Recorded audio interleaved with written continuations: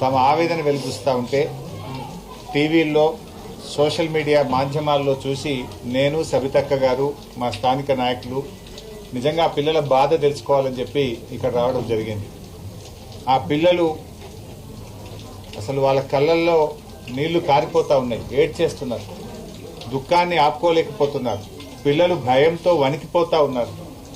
మళ్ళీ మీరు పోయిన తర్వాత మమ్మల్ని కొడతారేమో, మమ్మల్ని ఇప్పటికే విపరీతంగా మరి కర్రలు విరిగిపోయేటట్టు కొడుతున్నారని చెప్పి పిల్లలు ఏడ్చుకుంటూ ఈరోజు చెప్పడం జరిగింది. అంటే ఈరోజు నిజంగా ఆ పిల్లల పరిస్థితి చూస్తుంటే మాకు కూడా కళ్ళల్లో నీళ్ళు ఆగడం లేదు.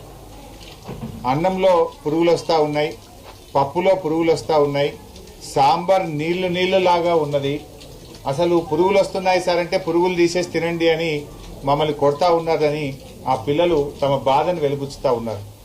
పాఠాలు సరిగా చెప్పడం లేదు, అందరూ గైడ్లు పెట్టుకొని పరీక్ష రాయమంటున్నారు. అటు విద్య లేదు, ఇటు భోజనము లేదు, కనీస సౌకర్యాలు కూడా లేవని చెప్పి పిల్లలు చాలా బాధపడతా ఉన్నారు. 6వ తరగతి పిల్లల్ని అడిగితే ఒక జత బట్టలు మాత్రమే ఇచ్చారు, ఇంకా 2వ జత బట్టలు రానే లేదు అని చెప్పి 6వ తరగతి పిల్లలు చెప్తా ఉన్నారు. బుక్స్ కూడా పార్ట్ 1 పార్ట్ 2లో ఒకరికి పార్ట్ 1 ఇచ్చి ఇంకొకరికి పార్ట్ 2 ఇచ్చి ఇద్దరు కలిపి చదువుకోండి అంటున్నారు. పూర్తిగా పుస్తకాలు కూడా పిల్లలకు అందినటువంటి పరిస్థితి లేదు. బట్టలు రావు, పుస్తకాలు రావు, కడుపు నిండా భోజనం పెట్టే పరిస్థితి లేదు. ఇలా గతంలో కేసీఆర్ గారు సన్న బియ్యంతో కడుపు నిండా అన్నం పెడితే ఇలా గొడ్డు కారం పెడుతున్నారు. మీరు ప్రతిరోజు కోడిగుడ్డు ఇచ్చే మెనూను పెడితే వారంకు 2 రోజులు మాత్రమే కోడిగుడ్లు ఇస్తున్నారు. అది కూడా ఆ కోడిగుడ్డు కూడా నీళ్లు వాసన వస్తుంది, మేము తినలేకపోతున్నాము అని చెప్పి పిల్లలు చాలా బాధపడుతున్నటువంటి పరిస్థితి ఉంది. అంటే ఈ ప్రభుత్వం వచ్చిన తర్వాత గురుకులాలను, ముఖ్యంగా కస్తూర్బా పాఠశాలల్ని, ఎస్సీ ఎస్టీ బీసీ మైనార్టీ పాఠశాలల్ని నిర్లక్ష్యం చేస్తూ ఉన్నారు. ఇవాళ మనం రోజు పత్రికల్లో చదువుతా ఉన్నాం, చాలా చోట్ల కూడా విష ఆహారం తిని పిల్లలు ఆసుపత్రుల పాలవుతున్నారు. దాదాపు 500 మంది పిల్లలు ఈ రెసిడెన్షియల్ స్కూళ్లలో చదివే పిల్లలు ఆసుపత్రుల పాలయ్యారు. 38 మంది పిల్లలు ఇప్పటి వరకు రాష్ట్రంలో చనిపోయినారు. ఒకవైపు పాము కాట్లు, ఇంకొక వైపు ఎలుకలు కొరుకుతా ఉన్నాయి. అయినా ఈ ప్రభుత్వం మొద్దు నిద్రపోతా ఉంది. అసలు పిల్లల్ని ఎలుకలు కొరుకుతా. రామాయణ ఎస్సీ గురుకుల పాఠశాలల్లో 11 మంది పిల్లల్ని ఎలుకలు కొరుకు ఆసుపత్రి పాలైనారు. నిన్నగాక నల్లగొండ బీసీ గురుకులంలో ఎలుకలు కొరికితే 13 మంది పిల్లలు ఆసుపత్రుల పాలైపోయినారు. పాములు గరిచి పిల్లలు చనిపోతున్నారు, ఎలుకలు గరిచికి ఆసుపత్రుల పాలవుతున్నారు, విషాహారం తిని ఆసుపత్రుల పాలవుతున్నారు. ఒకప్పుడు తెలంగాణ గురుకులాలంటే దేశానికి ఆదర్శంగా ఉండే కేసీఆర్ గారి హయాంలో చదివితే మా పిల్లలు గురుకులాల్లో చదవాలని చెప్పి తల్లిదండ్రులు కలగనేవారు. కానీ ఇవాళ తల్లిదండ్రులు కూడా ఇక్కడికి వచ్చి సవితక్కకు నాకు చెప్పి కళ్ళలో నీళ్లు పెట్టుకుంటున్నారు. కులం పేరుతో దూషిస్తున్నారని, మీ తల్లిదండ్రులకు గతి లేక మా స్కూళ్లలో జాయిన్ చేశారని, ఆ తల్లిదండ్రులు కించపరిచే విధంగా ఉపాధ్యాయులు మాట్లాడుతున్నారని చెప్పి వాళ్ళు చెప్తా ఉన్నారు. మేము ప్రభుత్వాన్ని కోరేది ఒక్కటే, ఇప్పటికైనా రివ్యూ చేయండి. దయచేసి ఇక్కడ ఉండే టీచర్లందరినీ కూడా మార్చండి. పిల్లలు వణికిపోతా ఉన్నారు, టీచర్లందరినీ కూడా మార్చి ఆ పిల్లల్లో ఆత్మవిశ్వాసాన్ని నింపండి, సరి అయిన భోజనం పెట్టండి, పిల్లలకు సరిగ్గా క్లాసులు చెప్పాలని చెప్పి బీఆర్ఎస్ పార్టీ పక్షాన మేము డిమాండ్ చేస్తున్నాం. విద్యాశాఖ మంత్రిగా ముఖ్యమంత్రి గారు ఉంటే ఏమనుకుంటారు, మేలు జరుగుతుంది, బడ్జెట్ మంచిగా వస్తుంది అనుకుంటారు. ఇవాళ పొద్దున మైనార్టీ గురుకులాలకు మాట్లాడితే జనవరి నుంచి ఇప్పటిదాకా పిల్లలకు భోజనం పెట్టిన మెస్ బిల్లులు రావట్లేదట. మనం ఆగస్టు నెల అయిపోతున్నది, జనవరి నుంచి ఇప్పటిదాకా ఉద్దర తెస్తున్నాము అని చెప్పి ఆ వార్డెన్స్ చెప్తా ఉన్నారు.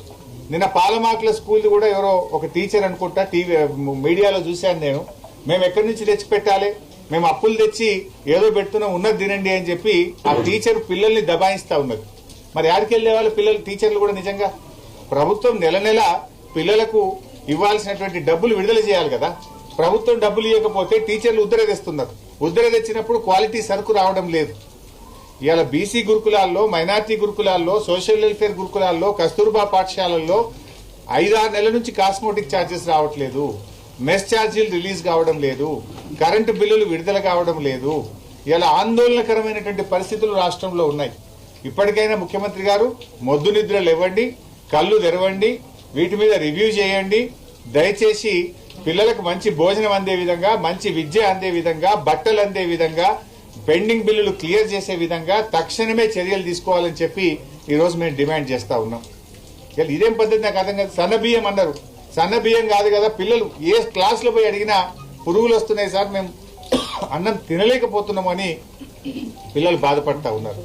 రివ్యూ చేయండి, మంచి నాణ్యమైన బియ్యం ఇవ్వండి, కడుపు నిండా భోజనం పెట్టాలని. దయచేసి పాలమాకుల ఈ కస్తూర్బా పాఠశాల మీద తక్షణమే ప్రభుత్వం స్పందించి చర్యలు తీసుకోవాలని. ఉపాధ్యాయులను బదిలీ చేయకపోతే పిల్లలు భయపడతా ఉన్నారు. మేము మా ఫోన్ నంబర్లు కూడా ఇచ్చాం, సవితక్క నంబర్ కూడా ఇచ్చాం. ఆడపిల్లలు పాపం వాళ్ళు 10th క్లాస్ స్టూడెంట్స్ కూడా విపరీతంగా కొడుతున్నారట, తల్లిదండ్రులకు చెప్పొద్దని కూడా బెదిరిస్తున్నారట. ఇది మంచి పద్ధతి కాదు, మార్చుకోవాలని. ప్రభుత్వం రివ్యూ చేయకపోవడం వల్ల, కలెక్టర్లు పట్టించుకోకపోవడం వల్ల ఈ రకమైన పరిస్థితి వచ్చింది. రాష్ట్ర వ్యాప్తంగా తక్షణమే రివ్యూ చేసి అన్ని హాస్టళ్లలో ఉండే సమస్యలు పరిష్కరించాలని, కడుపు నిండా పిల్లలకు భోజనం పెట్టాలని చెప్పి మేము కోరుతా ఉన్నాం. అసెంబ్లీలో ఈ విషయాన్ని ప్రస్తావిస్తాం. తప్పకుండా లాస్ట్ టైమే సబితక్క మాట్లాడింది విద్య మీద. మొన్న బడ్జెట్ పాస్ అయ్యేటప్పుడు సబితక్క ప్రశ్నలు వేస్తే ఒక్క ప్రశ్నకు సమాధానం చెప్పకుండా దాటవేసి కనీసం ప్రశ్నకు కూడా అసెంబ్లీలో సమాధానం చెప్పలేదు. అంటే మొద్దు నిద్రపోతుంది ఈ ప్రభుత్వం.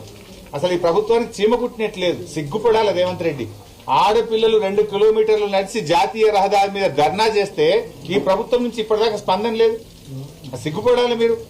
ఇలా పేద పిల్లలు, దళిత పిల్లలు, గిరిజన పిల్లలు రోడ్డెక్కి గంటల తరబడి ధర్నా చేసే పరిస్థితి. ఆడపిల్లలు రోడ్డెక్కి ధర్నా చేస్తే ఈ ప్రభుత్వం ఉన్నట్టా లేనట్టా? ఈ ప్రభుత్వాన్ని చీమ కుట్టినట్టు కూడా అయితే లేదు.